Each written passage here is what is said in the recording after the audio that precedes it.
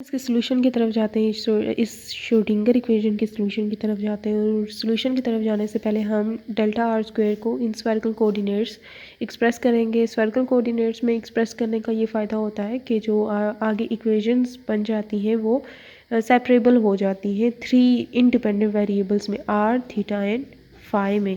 जबकि अगर हम कार्टेशियन में अगर इसको लेंगे ना, एक्स वाई जी में लेंगे इस सारी इक्वेशन को, तो वो सेपरेबल नहीं बन पाती और इंटरडिपेंडेंस रह जाती है और जो सॉल्यूशंस होते हैं वो मिक्स्ड आते हैं।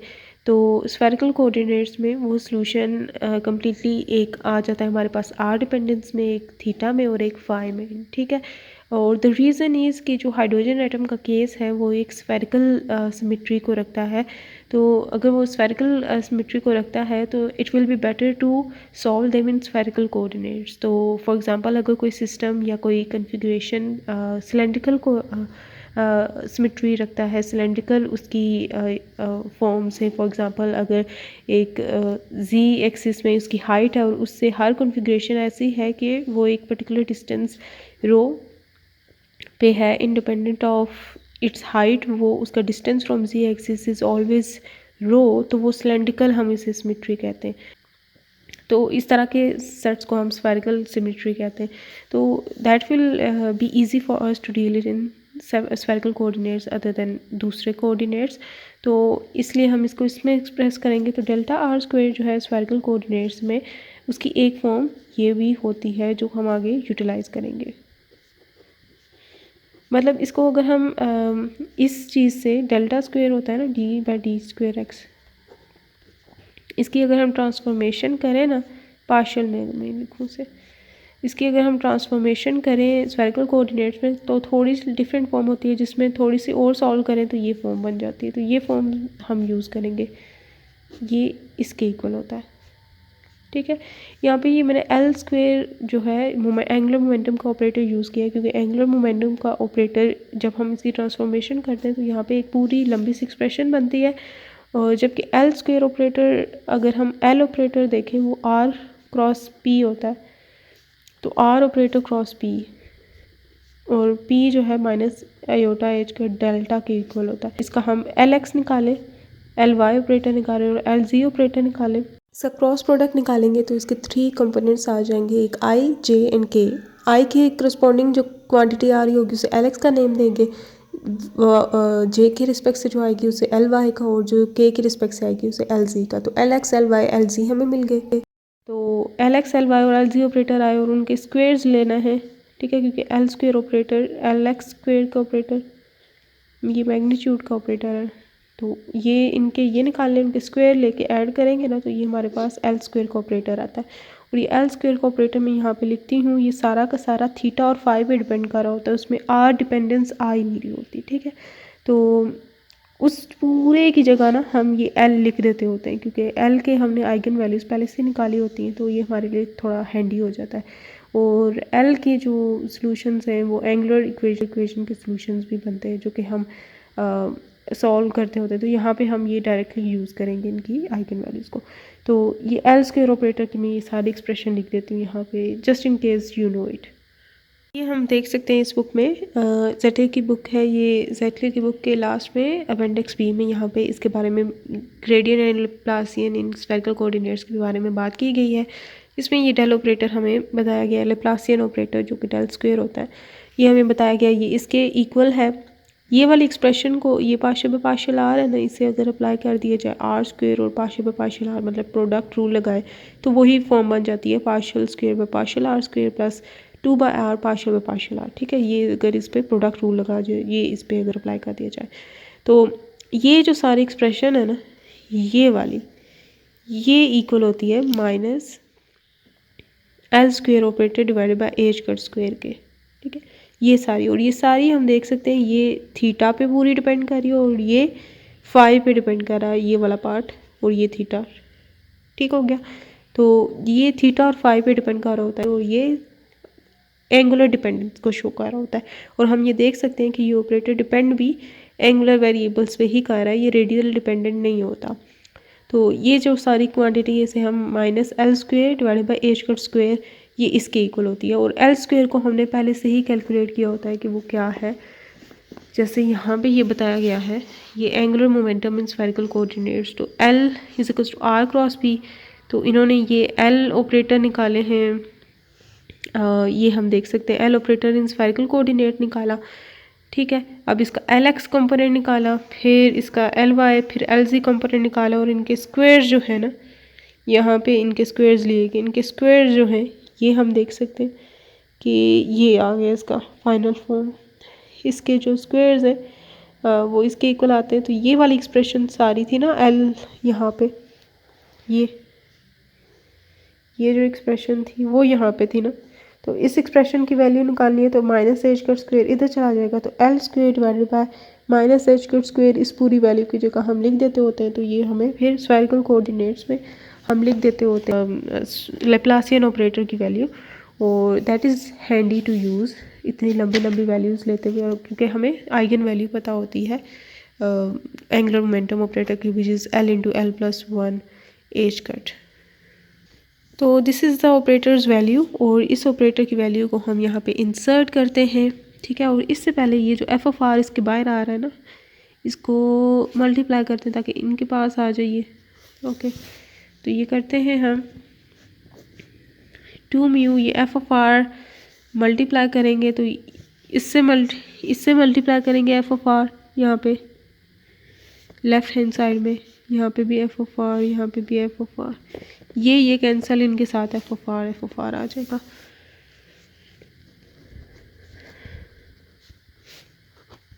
We of r minus E into f of r, ये मैंने ऐसे स्पेस बचाने के लिए।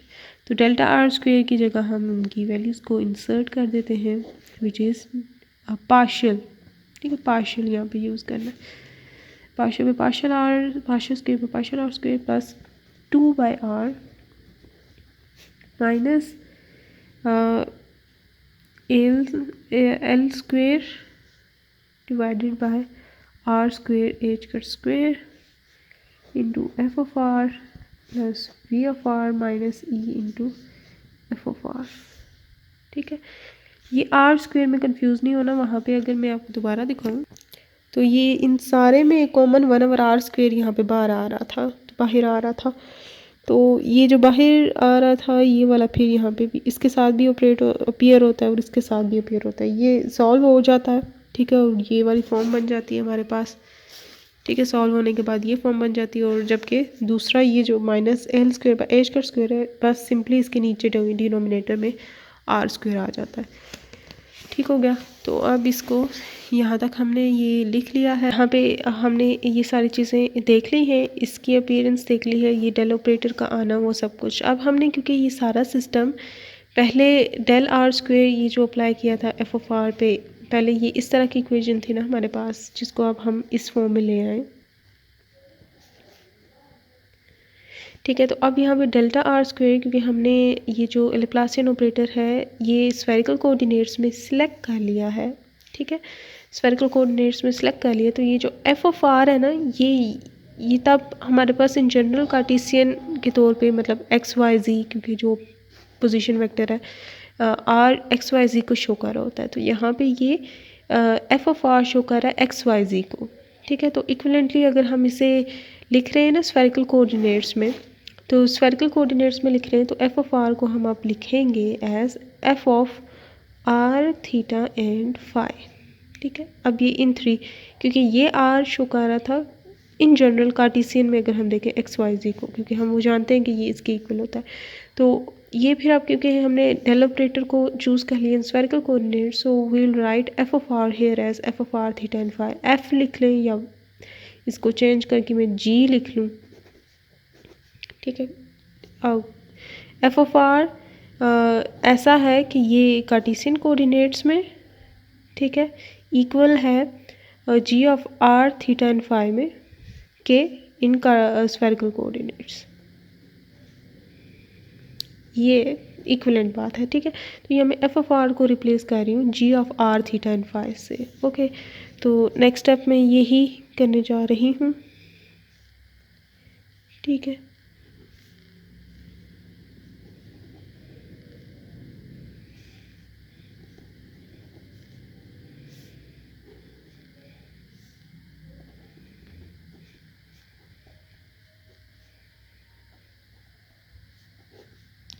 ये g of r theta and phi plus V of r minus E into f of r, oh sorry, g of r theta and phi is equals to 0। Okay, ये इसके साथ ये हमने यहाँ तक इक्वेशन लिख ली है। तो इसके बाद जो हम चीज़ करेंगे वो ये करेंगे कि हम कहेंगे लेट जो आर थीटा एंड फाई है वो नॉन इंटरेक्टिंग या इंडिपेंडेंट सिस्टम को रिप्रेजेंट करता है सच दैट कि हम सेपरेट कर सकते हैं एक रेडियल पार्ट को और जो एंगल डिपेंडेंट पार्ट है उसको। तो इस केस में हम इसे लिख देंगे g of r times g of theta and phi. इसको नॉर्मली हम ऐसे ही लिखते होते हैं, मैं इसको लेती हूँ क्योंकि हम ऐसे लेते हैं ना, ये Y of theta and phi. ये जो थीटा एंड फाई डिपेंडेंस होती है उसे वाई के साथ रिप्रेजेंट करते हैं थीटा एंड फाई, और जो रेडियल डिपेंडेंस होती है उसे कैपिटल आर ऑफ आर। ठीक है, मैं ये वाली नोटेशन यूज़ करूँगी क्योंकि हम ये नॉर्मली यूज़ करते होते हैं, this is most commonly used form. तो मैं इसको ऐसे ही सेपरेबल फॉर्म में लिखती हूँ, let they are separable and ठीक है। तो ये आ गया यहाँ पे आर ऑफ आर, ये Y of theta and phi. ठीक है, यहाँ पे इसकी जगह plus V of r minus E into G of r theta and phi which is R of r Y of theta and phi is equals to 0 now. Okay, इस video में अभी तक जो हमने किया है वो हमने स्फेरिकल कोऑर्डिनेट्स को लैप्लासियन ऑपरेटर को लिखा है, और उसके साथ साथ हमने ये जो एफ ऑफ आर है उसको लिखा है as r theta and phi, जिसको फर्दर ऑन हमने सेपरेट कर दिया into two separable parts which are, जिसमें से एक की रेडियल डिपेंडेंस है और दूसरा जो है उनकी दूसरा फंक्शन जो है उसकी सिर्फ एंगुलर डिपेंडेंस है। तो such that they are now separable. और ये जो स्फेरिकली सिमेट्रिक पोटेंशियल्स होते हैं ये उनकी प्रॉपर्टी भी होती है कि उनके जो रेडियल जो उनके पार्ट होता है, जो कंपोनेंट होता है वो इंडिपेंडेंट होता है एंगुलर पार्ट से। तो एक तरह की रीज़न ये भी हम इसमें से ले सकते हैं। तो यहाँ तक हमने इसको सिंप्लीफाई कर लिया है। अब इसमें क्या करते हैं कि हम इसको इनके साथ अंदर लिखते हैं। ठीक है, इसको अब ये एक और सिंप्लीफाई हो के हम इसको वन प्रॉब्लम में कन्वर्ट करेंगे जो सिर्फ रेडियल में होगी। ये हम देखते हैं हम ये कैसे करेंगे। इसके लिए हम इसको इससे भी इसके साथ लिखते हैं और इसको इस सारे के साथ लिखेंगे। इसके साथ जब लिखेंगे ना वो सॉल्व होगा फर्दर। ठीक है, let me do it.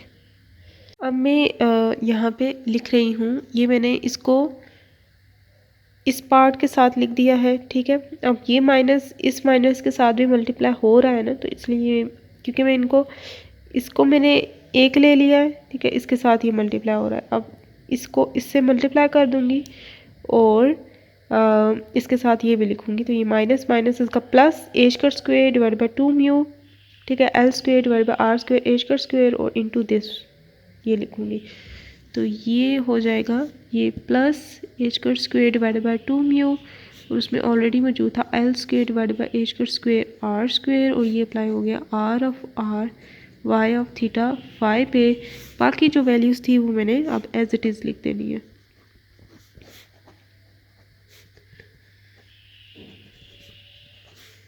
Okay, अब हम इसके बाद क्या करते हैं कि ये सब कुछ एज इट इज़ इसको सॉल्व करेंगे सिर्फ हम।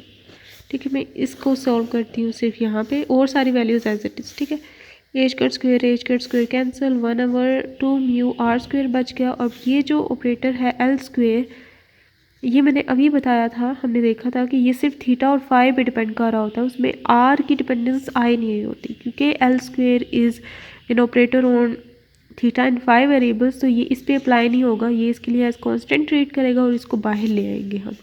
आर ऑफ आर बाहर आ जाएगा और ये ऑपरेटर सिर्फ अप्लाई होगा Y of theta and phi पे।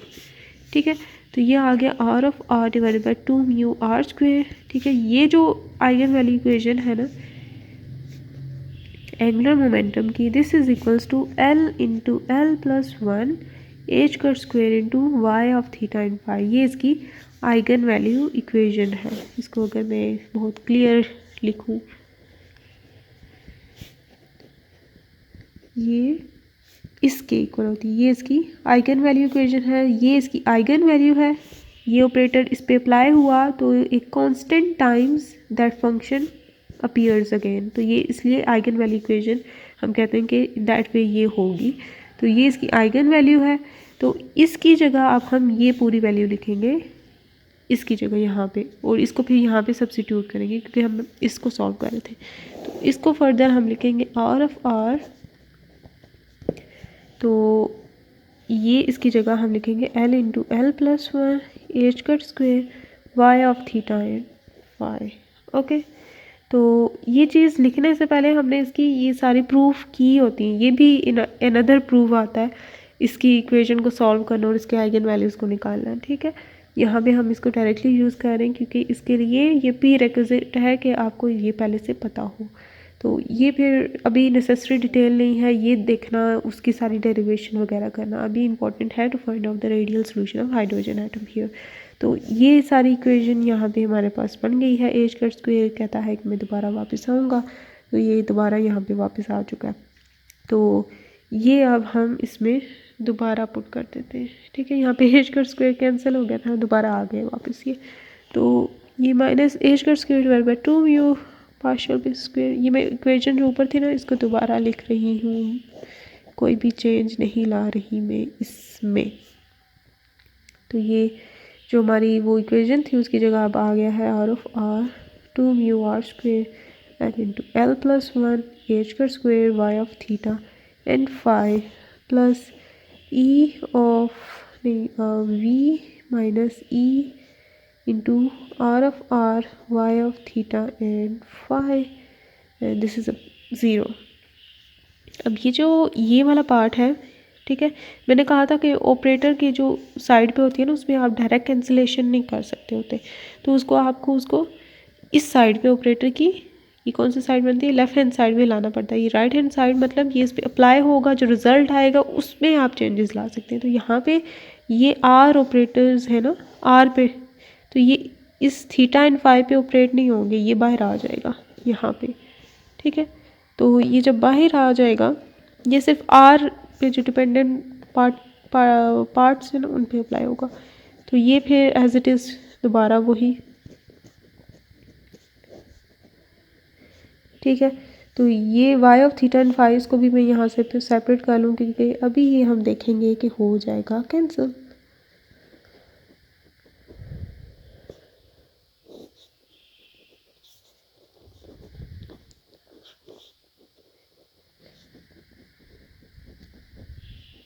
तो ये यहाँ पे भी सबको हम डिवाइड कर देते हैं, सब सारी इक्वेशन को by i theta y of theta and phi. ठीक है, वो दूसरी साइड पे भी करते होते हैं बाय रूल, लेकिन वो ज़ीरो है क्योंकि वो इस इफेक्ट पे अनअफेक्टेड।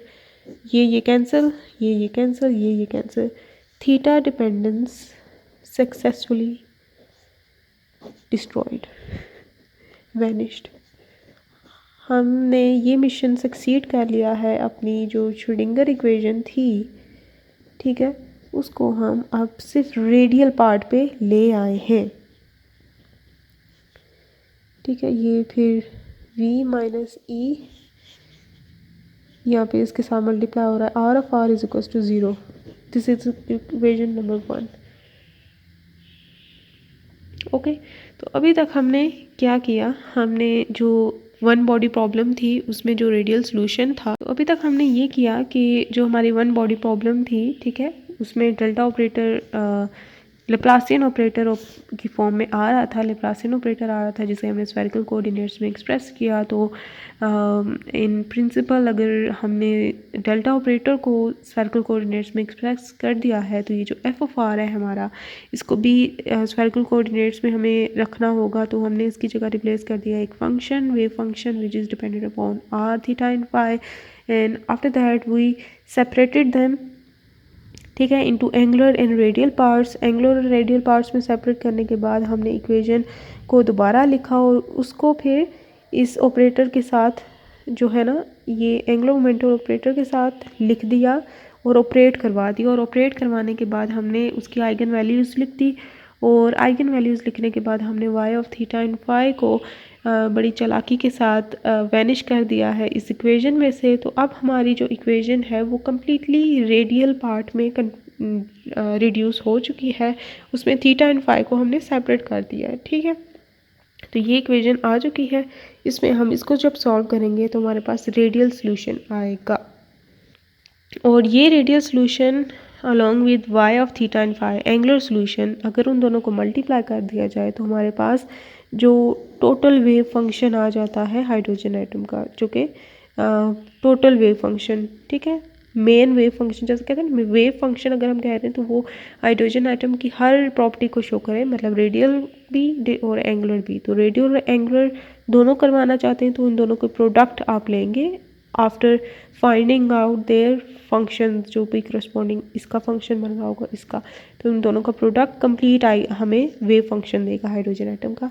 तो ये रेडियल सोल्यूशन होता है, ये एंगुलर सोल्यूशन। तो अभी हम जो कर रहे हैं, हमारा मोटिव जो था वो रेडियल सोल्यूशन को निकालना था, और हम श्रोडिंगर इक्वेशन की उस फॉर्म से स्फेरिकल कोऑर्डिनेट्स में आए और उसके आगे हमने इसको रेडियल पार्ट में रिड्यूस किया है, सेपरेट किया है। Now will solve it further, और इसमें स्टेप बाय स्टेप हम कुछ सब्स्टिट्यूशन करेंगे ताकि हम इसे एक स्टैंडर्ड डिफरेंशियल इक्वेशन में कन्वर्ट करें, और वो standard differential equation liquid differential equation होगी। और ये स्टेप बाय स्टेप इसलिए कर रहे हैं क्योंकि अगर एक ही स्टेप में सारी सब्स्टिट्यूशन लिखी ना तो वो सारा बहुत मिक्स हो जाएगा, कॉम्प्लेक्स ज़्यादा लगने लग जाएगा। इसमें 3 सब्स्टिट्यूशन होंगी स्टेप बाय स्टेप, जो कि बहुत इजीली से हमें उस फॉर्म में ले जाएंगे, और उस फॉर्म में अगर हम आ गए तो हमें बस उसके फिर सॉल्यूशंस को कोड करना पड़ेगा और कुछ नहीं करना पड़ेगा, और उन सॉल्यूशंस को फिर हम आगे डिस्कस करेंगे।